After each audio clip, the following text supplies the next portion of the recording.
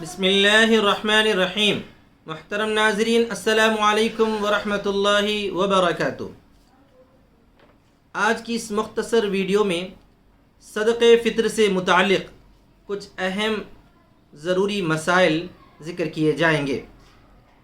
سب سے پہلا مسئلہ یہ ہے کہ کیا غریب آدمی پر صدقہ فطر واجب ہے؟ تو اس کا جواب یہ ہے کہ واجب تو نہیں ہے، لیکن اگر صدقہ فطر غریب آدمی بھی ادا کرے تو بہت زیادہ بہتر ہے اور افضل ہے۔ یعنی وہ آدمی جو اپنی ضروریات مکمل کر لیتا ہو، کھاتا پیتا ہو، ٹھیک ٹھاک زندگی گزارتا ہو، اسے بھی چاہیے کہ وہ صدقہ فطر ادا کرے۔ کم از کم گیہوں سے جو صدقہ فطر کی مقدار بنتی ہے اتنی ادا کرے تاکہ ثواب میں وہ شامل ہو جائے۔ دوسرا مسئلہ ہے کہ بہن بھائی اور قریبی رشتہ داروں کو صدقہ فطر دینا، اس کا کیا حکم ہے؟ یقینی طور پر یہ بات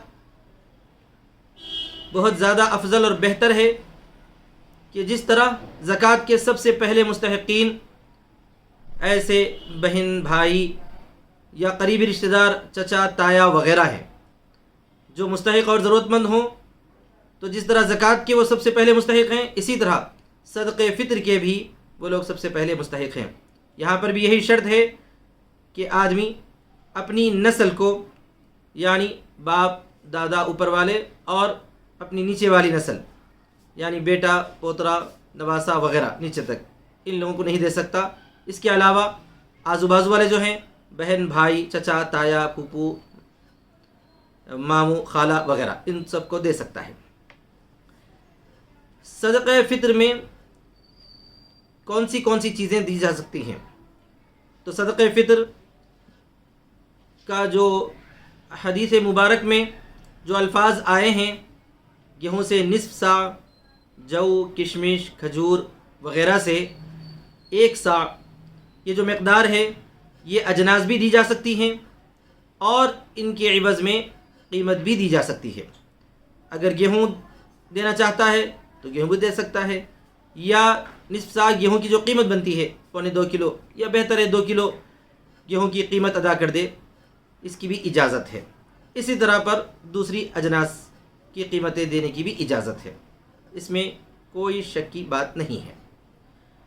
اور ایک اہم مسئلہ یہ سوال آتا ہے کہ جو بچہ ابھی ماں کے پیٹ میں موجود ہے، کیا اس کی جانب سے بھی صدقہ فطر ادا کیا جائے گا؟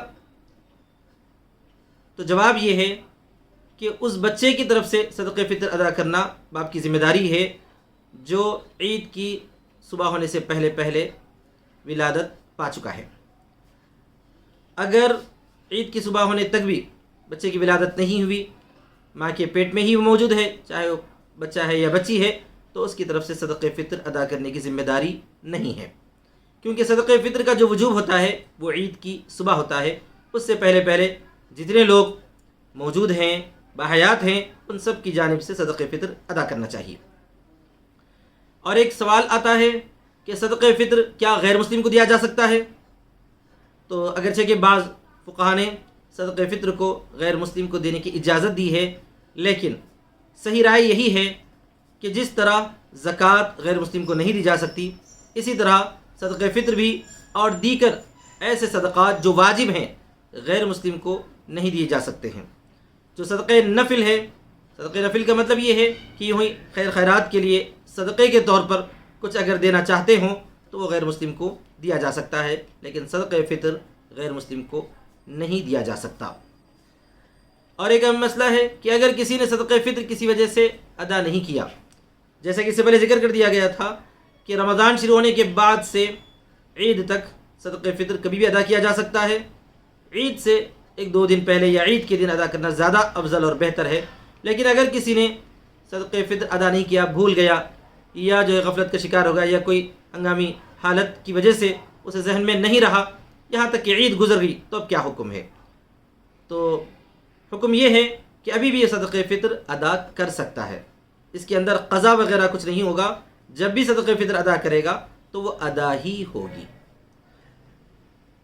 اس کے بعد ایک اہم مسئلہ ہے کہ باہر رہنے والا آدمی صدقہ فطر اگر یہاں ادا کرنا چاہتا ہے تو کس حساب سے ادا کرے؟ اس کا جواب یہ ہے کہ بہتر تو یہ ہے کہ ہم جس جگہ رہتے ہیں وہاں کے جو مستحق ہیں، وہاں کے جو ضرورت مند ہیں، ان کو تلاش کر کے صدقہ فطر ادا کریں۔ اگر بہت سارے لوگ جو بیرون ملک خصوصاً سعودی وغیرہ میں رہتے ہیں، وہاں پر ان کو ضرورت مند یا مستحق سامنے نہیں نظر آتے، یا انہیں یہ محسوس ہوتا ہے کہ یہاں حیدرآباد میں یا اپنے رشتہ داروں میں زیادہ مستحق لوگ موجود ہیں، تو وہ صدقہ فطر یہاں پر بھی بھیج سکتے ہیں، ادا کر سکتے ہیں۔ لیکن یہاں اس بات کو ذہن نشین رکھنا چاہیے کہ صدقہ فطر جس جگہ وہ آدمی رہتا ہے اس کے حساب سے ادا کرنا چاہیے۔ مثال کے طور پر یہاں اگر کوئی آدمی گیہوں سے صدقہ فطر ادا کرتا ہے تو اس کی زیادہ سے زیادہ قیمت بنتی ہے 80 سے 100 روپے، بہتر ہے سمجھیے 100 روپے ادا کر دے۔ لیکن اگر یہی گیہوں سے صدقہ فطر کا اعتبار کیا جائے گا سعودی میں یا دبئی وغیرہ میں، تو ہو سکتا ہے کہ اس کی قیمت جو ہے روپے کے اعتبار سے تھوڑی سی زیادہ بنے گی۔ تو جس جگہ وہاں رہتے ہیں وہاں 1.25 کلو یا 2 کلو گیہوں کی کیا قیمت ہوگی ریال میں یا درہم میں، پھر اس کا جو ایکسچینج ریٹ ہمارے ہندوستانی کرنسی سے کتنا ہوگا، اس حساب سے جو ہے اتنا ہندوستانی کرنسی کا یعنی روپیہ ادا کر دینا یہ زیادہ بہتر ہے اور افضل ہے۔ کرنا نہیں ہو سکا تھا، بھول ہو گئی تھی کہ صدقہ فطر پچھلے سال یا اس سے پہلے کے سال ادا نہیں کیا گیا، تو اب کیا حکم ہے؟ تو اب حکم یہ ہے کہ اب پچھلے چند سالوں کا صدقہ فطر ادا کرنا چاہتے ہیں تو آج کا جو حساب ہے، موجودہ حساب، اسی حساب سے صدقہ فطر ادا کیا جائے کہ جس وقت ادا کر رہے ہیں اسی وقت اس کا حساب کرنا چاہیے۔ ایک آخری مسئلہ آپ کی خدمت میں پیش کیا جا رہا ہے کہ لوگوں کے ذہنوں میں یہ بات ہے کہ جو آدمی رمضان المبارک کے روزے رکھا ہے وہی صدقہ فطر ادا کرے، اگر کسی نے روزے نہیں رکھے کسی عذر کی وجہ سے، سفر کی وجہ سے، بیماری کی وجہ سے، تو اس کو صدقہ فطر ادا نہیں کرنا چاہیے۔ اس طرح پر کسی نے سوال کیا تھا، لوگوں میں شاید اس طرح کچھ جو ہے غلط فہمی موجود ہے، ایسی بات بالکل نہیں ہے۔ جو کسی معذوری کی وجہ سے روزہ نہ رکھے وہ بھی صدقہ فطر ادا کرے، یہاں تک کہ کوئی جو ہے روزہ یوں ہی غفلت کی وجہ سے نہ رکھے، پھر بھی اسے احساس ہو گیا بعد میں کہ میں نے روزہ نہیں رکھا، بہت بڑی غلطی کی، تو اسے چاہیے کہ وہ روزے کی قضا بعد میں کرے، لیکن وہ بھی صدقہ فطر ادا کرے۔ تو یہ چند مسائل تھے جو صدقہ فطر سے متعلق چند اہم اور ضروری چنندہ مسائل آپ کی خدمت پیش کیے گئے ہیں۔ میری دعا ہے کہ اللہ تبارک و تعالیٰ آپ کی خدمت پیش کیے گئے ہیں میری دعا ہے کہ اللہ تبارک و تعالیٰ تمام مسلمانوں کو صدقہ فطر ادا کرنے کی فکر نصیب فرمائے، اور اسی طرح پر رمضان المبارک کی جو آخری عبادات ہیں خصوصاً لیلۃ الجائزہ وغیرہ، اس کی طرف بھی ہم سب کی توجہ مائل فرمائے اور ہمیں اس کی طرف بھی توجہ دینے کی توفیق نصیب فرمائے۔ آمین ثم آمین یا رب العالمین۔ والسلام علیکم ورحمۃ اللہ وبرکاتہ۔